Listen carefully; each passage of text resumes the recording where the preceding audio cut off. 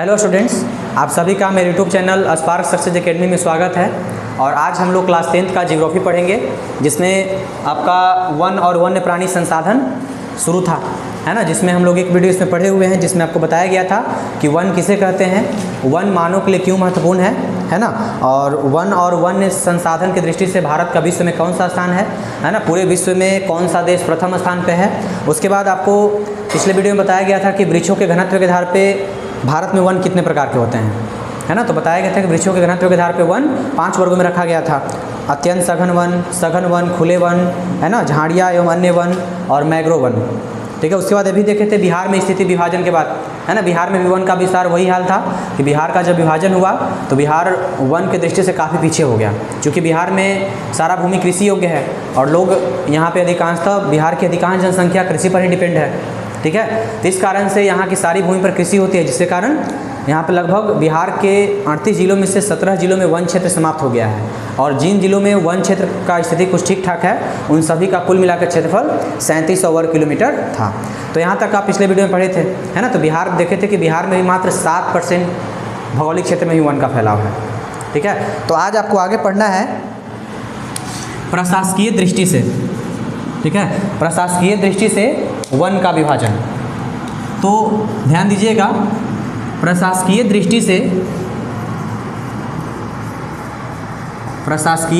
दृष्टि से वनों को 3 वर्गों में रखा गया है।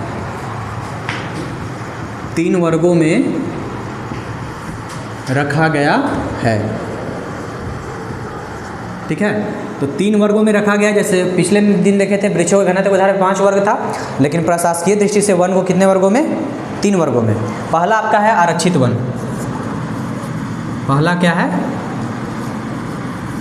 आरक्षित वन। तो आरक्षित वन का मतलब होता है ना। दूसरा आपका है रक्षित वन। दूसरा है रक्षित वन और तीसरा है अवर्गीकृत वन।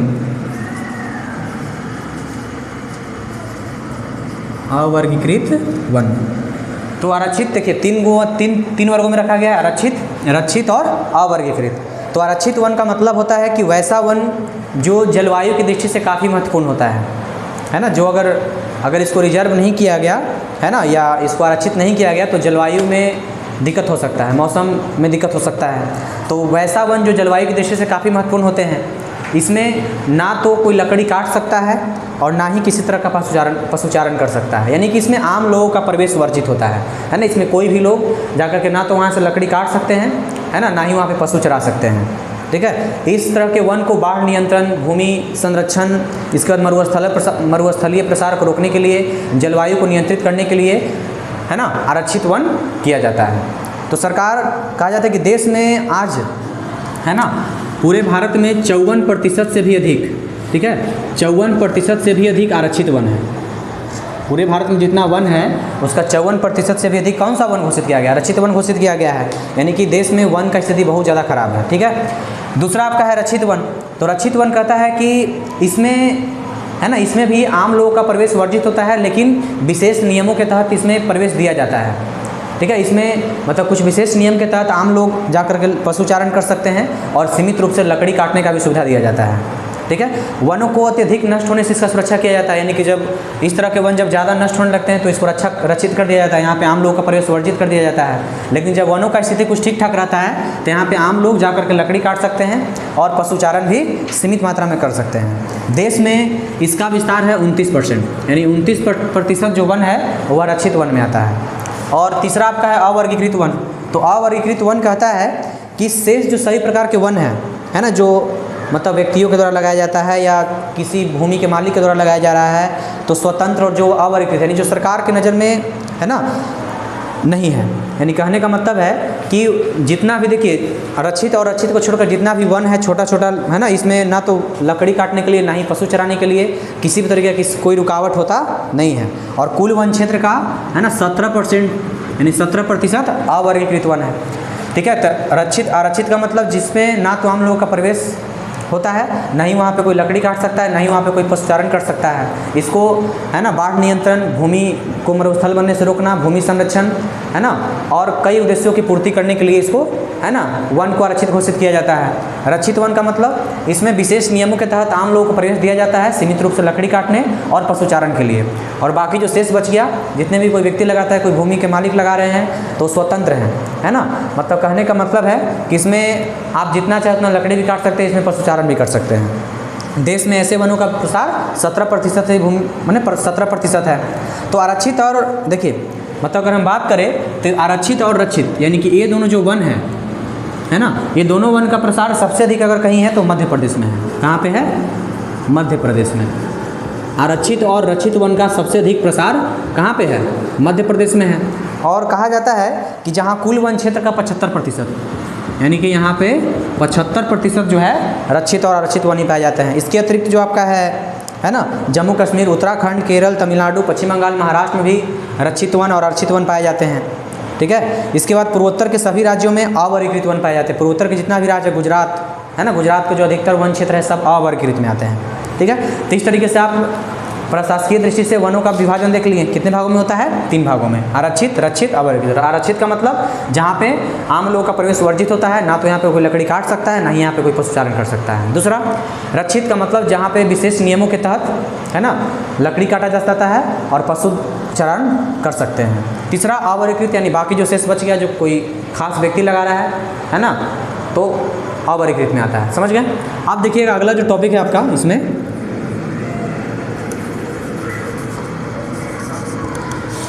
अब पढ़ना है वन्य संपदा तथा वन्य जीवों का संरक्षण एवं ह्रास। वन संपदा तथा वन्य जीवों का ह्रास एवं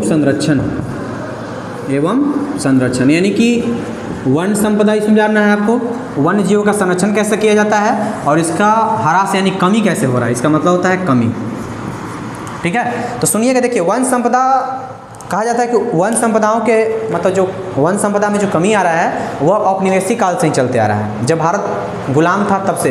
क्योंकि अंग्रेज यहाँ पे व्यापारिक उद्देश्य से, प्रशासनिक उद्देश्य से कई तरह के सुधारात्मक कार्य किए, जिसके कारण जंगलों को काटना पड़ा, है ना। रेलवे मार्ग का विकास, सड़क मार्ग का विकास किए, परिवहन का ज़्यादा विकास हुआ, है ना, तो उसके कारण से वन संपदा कटा। ठीक है। लेकिन आज़ादी के बाद सरकार लगातार प्रयास कर रही है कि वन संपदाओं को ना नष्ट करते हुए विकास का काम किया जाए। आज़ादी के बाद वन और वन्य जीव पर लगातार, है ना, आक्रमण होने लगा। क्योंकि विकास का दौर, विकास करना है देश को, तो विकास, सड़क बनाना है, रेल बनाना है, आपको कोई भी काम करना है तो धरती पर ही, भूमि पर ही करना है, तो उसके लिए वन को काटना ही पड़ेगा। तो सरकार आज़ादी के बाद ज़्यादातर प्रयास करे कि वन को कम से कम नष्ट करके, है ना, वहाँ से किसी तरह के विकास का काम लिया जाए, क्योंकि वन है तो ही हम हैं। ठीक है। तो कहा जाता है कि देखिए, लगभग 20वीं सदी में 24% क्षेत्र पे वन का विस्तार था, लेकिन जब इसका दोहन होना शुरू हुआ, है ना, तो आज लगभग इसका प्रतिशत बहुत कम हो गया है। इसका सबसे बड़ा कारण है मानवीय हस्तक्षेप, यानी कि वन संपदा में ह्रास का जो सबसे बड़ा कारण है उसका नाम क्या है? मानव। सबसे बड़ा कारण क्या है? मानवीय हस्तक्षेप। उसके बाद पालतू पशुओं का अनियंत्रित चारण विविध तरीके से वन संपदा का दोहन का कारण है ना। तो भारतीय वन संपदा रिपोर्ट कहता है कि लगभग, है ना, भारत में वनों की उत्पादकता 0.5 घन मीटर प्रति वर्ष है, लेकिन उसका दोहन, है ना, मतलब जबकि विस्तार की दृष्टि से 2.1 घन मीटर है। यानी एक लाइन में कहिए कि मानवीय हस्तक्षेप, अनियंत्रित पशुचारण और भी कई कारण हैं जिसके कारण से वन संपदा में कमी आ रही है ना। पहले औपनिवेशिक काल में अंग्रेज काटे विकास की दृष्टि से, भारत सरकार भी आज़ादी के बाद भी मतलब कई तरह के पेड़ पौधे काटे गए, है ना, बहुत सारा वन संपदा नष्ट हो गया, लेकिन सरकार प्रयासरत है कि कम से कम काटा जाए। ठीक है। इसके बाद मानवीय हस्तक्षेप ऊपर से ज़्यादा है ना, बढ़ते जनसंख्या में अनियंत्रित वृद्धि हो रही है, जिसके कारण सभी लोगों को अधिवास जरूरी है ना। तो आवास पर अतिक्रमण, यानी आवासों का अतिक्रमण कर सकते हैं, जिसके कारण क्या हो रहा है, मानव अपने घर बनाने के लिए पेड़ पौधों काटते जा रहे हैं, जिससे वन संपदा में लगातार कमी आ रही है। तो भारत में एक और सबसे बड़ा कारण है वन संपदा का कृषिगत भूमि का फैलाव। अभी कुछ देर पहले बिहार में बताए थे आपको कि बिहार विभाजन जब हुआ तो बिहार में कृषि योग्य भूमि ही बचा, उद्योग धंधा कुछ नहीं था, तो वहाँ से खेती बाड़ी करने के लिए वन को साफ करना पड़ेगा, और यही हाल रहा। ठीक है ना, कि मतलब इसी कारण से कहा जाता है कि लगभग भारत में वन संपदा के ह्रास का सबसे बड़ा कारण क्या है? कृषिगत भूमि का फैलाव भी एक बड़ा कारण है। और यहाँ पे एक सर्वेक्षण के अनुसार कहा जाता है कि 1981 से 1980 के बीच है ना, 1981 से 1980 के बीच 26,000 है ना 200 वर्ग किलोमीटर क्षेत्र जो था, वर्ग किलोमीटर क्षेत्र कृषि क्षेत्र में बदल गया, कृषि क्षेत्र में परिवर्तित हो गया। ठीक है, तो सोचिए 1951 से 1980 मात्र है ना 29 सालों में 26,200 वर्ग किलोमीटर जो भूमि पर जो वन था वह कृषि क्षेत्र में बदल गया। ठीक है, इसके कारण पूर्वोत्तर और मध्य भारत में जनजातियों द्वारा भी वर्ण खेती, झूम खेती, सैलस है ना, उसके कारण भी वनों का ह्रास हुआ है ना, क्योंकि झूम खेती में जानते ही हूँ क्या होता है ना, वनों को साफ करके वहाँ पे बीज छिड़का जाता है, जो हर लगभग अगर भूमि का उपजाऊ शक्ति वहाँ पे खत्म हो जाता है तो फिर अगले भाग में अगले भूमि पर खोजने में चल जाते हैं, वो वहाँ पे भी वन काटेंगे। तो इस तरीके से झूम खेती के द्वारा भी वनों का ह्रास से कमी आया है। फिर उसके बाद बड़ी परियोजनाओं के कारण, बड़ी विकास योजनाओं के चलते भी है ना, सरकार कोई भी योजना निकालती है, कोई भी योजना बनाती है, तो उसके कारण भी वन क्षेत्र खत्म हुआ है। ठीक है, इसके बाद जितना भी नदी घाटी 1952 में जब नदी घाटी परियोजना का विकास हुआ है ना, कई तरह के नदी, सोन नदी घाटी परियोजना का विकास तो अंग्रेज के काल से हुआ है ना, लेकिन कोसी नदी, बहुत सारी नदियों घाटी परियोजना, बहुत सारी नदियों पर परियोजना बनाया गया बहुउद्देशीय परियोजना के उद्देश्य से। तो उसमें कहा जाता है कि 1951 से 52 में जब परियोजनाओं का विकास हो रहा था तो लगभग 5,000 वर्ग किलोमीटर क्षेत्र जो था कृषि क्षेत्र, मतलब वहाँ से वन संपदा हटा दिया गया। तो इस तरीके से वनों के विकास का क्रम लगातार जारी है। मानवीय हस्तक्षेप इसमें ज़्यादा है ना, पशुचारण तो बहाना है लेकिन मानवीय हस्तक्षेप इसमें बहुत ज़्यादा है। कहा जाता है कि वन और वन्य जीवों के पशुचारण के लिए मतलब इसमें ईंधन के उपयोग के लिए भी इसका काटा जाता है, यानी कि लकड़ी ईंधन के लिए भी यूज किया जाता है ना, तो ईंधन के लिए भारी मात्रा में लकड़ियों की कटाई भी वन संपदा के ह्रास के कारण है। रेलवे मार्ग, सड़क मार्ग, औद्योगिक विकास, नगरीकरण सबसे बड़ा कारण है इसमें। ठीक है, तो इन सब का सबसे बड़ा शर्त यही है कि सबसे अच्छा एक ही उपाय है कि मतलब ज़्यादा से ज़्यादा मात्रा में है ना वृक्षारोपण करें ताकि वन संपदा में कमी कम हो। ठीक है, इस तरह से, क्योंकि देखिए हिमालय क्षेत्र में एक औषधीय पौधा है जिसका नाम है हिमालय एव, है ना। हिमालय एव जो है एक चीड़ सदाबहार वृक्ष के प्रकार का एक पौधा होता है जिसके छाल, पत्ती और जड़ों से है ना टैक्सोल नाम का रसायन निकाला जाता है जो कैंसर रोग के उपचार में उपयोग किया जाता है। तो इस तरीके से पेड़ पौधे हमारे मतलब जनजीवन को प्रभावित करते हैं, साथ साथ मतलब कई तरह के वस्तु तो प्राप्त करते ही हैं, लेकिन उसके साथ साथ हमें कई औषधियाँ भी प्राप्त होती है उससे। तो जैसे जैसे देखिए, जैसे जैसे वनों का दामन सिकुड़ता जाता है, जैसे जैसे उसका मतलब ह्रास उसमें कमी आता जाता है, वैसे वैसे वहाँ पे मतलब जो उस स्थान पर जो रहने वाले लोग हैं, चूँकि जब वन नहीं रहेगा तो वन में रहने वाले जीव जंतु भी है ना कमते जाएंगे, यानी कि उनकी संख्या में कमी आते जाएगा। उसके बाद कई लोग मतलब भोजन सुरक्षा, अपने क्षणिक आनंद के लिए भी वन्य जीव का शिकार कर लेते हैं, है ना, भोजन के लिए या कर सकते शिकार खेलने के लिए भी मतलब कई तरह के जीव जंतुओं का शिकार किया जाता है। तो ये भी वन्य जीव के ह्रास में सबसे बड़ा कारण क्या है ना, वन्य जीव की संख्या में लगातार जो कमी हो रहा है उसमें सबसे बड़ा कारण है आर्थिक लाभ, है ना, या मनोरंजन, शिकार करना, ये सब वन्य जीवों की संख्या को लगातार कम करते जा रहा है। और इसका स्थिति क्या है कि कई जीव जंतु आज लुप्त हो गए हैं और कई जीव जंतु लुप्त होने के कगार पे हैं। जैसे भारत में चीता और गिद्ध इसके ताज़ा उदाहरण है ना, भारत से चीता और गिद्ध लगभग ख़त्म हो चुके हैं। ठीक है, तो यदि हम अगर इसके बारे में और जानें तो कई दशकों से वन और वन्य जीव का है ना मतलब लुप्त होने के कगार पे है। और आज कहा जाता है कि भारत में 744 प्रजातियाँ विलुप्त हो चुकी है। ठीक है, और 22,531 है ना प्रजाति जो है विलुप्त होने के कगार पे पहुंच गया है। जिसमें कुछ देखिए विलुप्त होने के कगार पे जो माने जो जीव जंतु विलुप्त हो चुके हैं या जो विलुप्त होने के कगार पे हैं उसमें आपका भेड़िया है, कछुआ है ना, पर्वतीय बटेर हो जाएगा, भारतीय कुरंग, अनूप, नीलगाय हो गया, बारहसिंगा, चीता, बहुत सारे ऐसे जानवर है, बहुत ऐसे पशु पक्षी हैं है ना, जो कई तो विलुप्त हो गए हैं और कई विलुप्त होने के कगार पे हैं। तो अगर इन्हें विलुप्त होने से बचाना है ना, तो इसका एक ही उपाय है मात्र क्या कि मतलब वृक्षारोपण ज़्यादा करना होगा। क्योंकि वृक्षारोपण ज़्यादा होगा तो पेड़ पौधों का संख्या बढ़ेगा, और जब पेड़ पौधों का संख्या बढ़ेगा तो वन्य जीवों का वास स्थान भी बढ़ेगा, साथ साथ हमें पर्यावरण संबंधी कोई समस्या उत्पन्न नहीं होगा। लेकिन अगर वृक्षारोपण नहीं होता है और लगातार वृक्ष कटते जाता है तो वन संपदा में तो कमी होगा ही होगा, लेकिन साथ साथ वन्य जीवों की संख्या में भी कमी होते जाएगा। ठीक है, तो यहाँ तक लगभग आप समझ रहे होंगे है ना कि वन संपदा और वन्य जीव का ह्रास कैसे होता है।